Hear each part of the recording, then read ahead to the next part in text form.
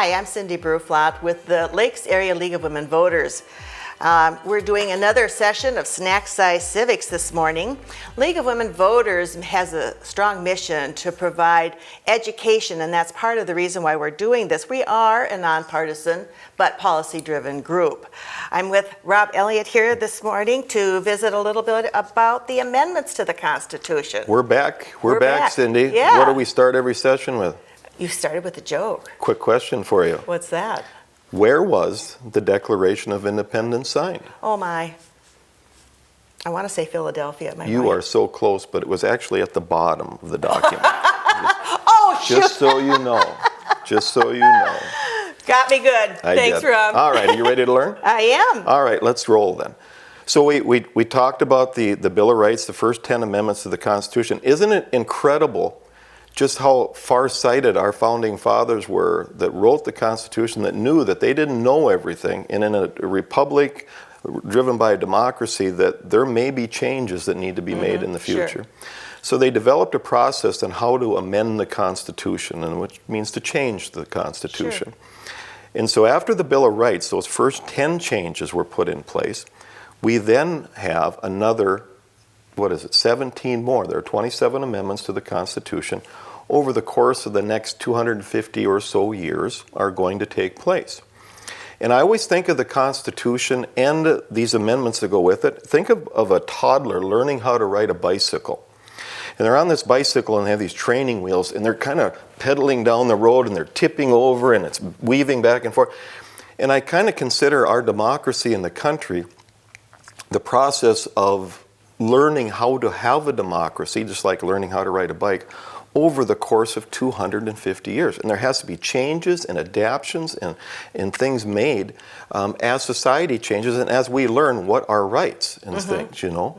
And so for the next several years, 200 and some years, as we said, we're going to see another 17 changes of the Constitution after the Bill of Rights.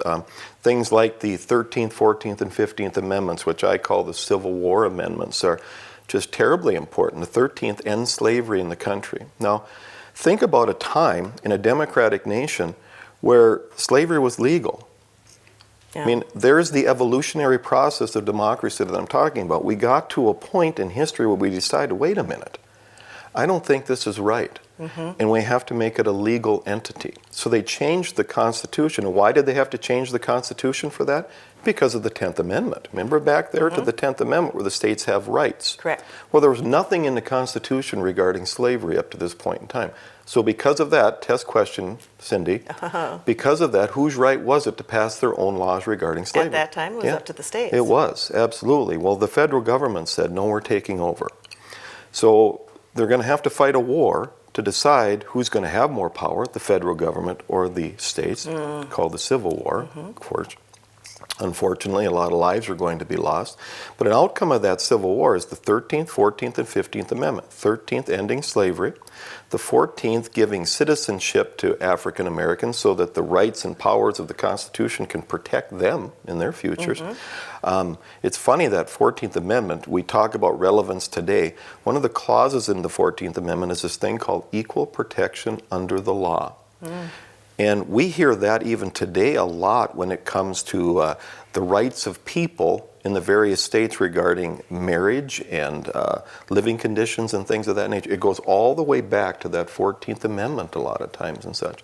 And then, of course, we would have the 15th Amendment, which guaranteed African men the right to vote. Did you notice I said men? Yeah, I did. Because who couldn't vote then? Women. Women. Yes. So then we get back on our bicycle and we start riding down the road of history again, right? Right. And finally we get to the 1900s, and we're going to have a few other amendments between then and there. We're going to have an income tax allowed by the federal government to put taxes on people. We're going to have the direct election of senators because we learned that if the states were electing their senators and such, there's a lot of corruption and things. And when I say states electing their senators, I don't mean that the people had votes. What I mean is that the state legislative bodies appointed their senators and such.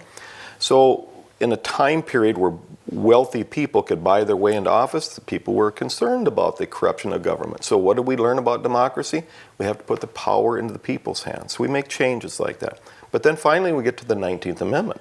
What have we learned by 1919, 1920 about women?